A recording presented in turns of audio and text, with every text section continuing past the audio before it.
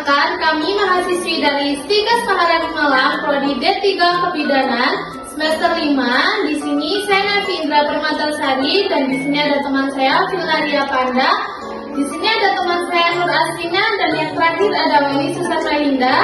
Di sini kami akan menjelaskan kepada bunda-bunda semua bagaimana cara melakukan pemijatan bayi dari atas kepala sampai ujung kaki atau head to toe.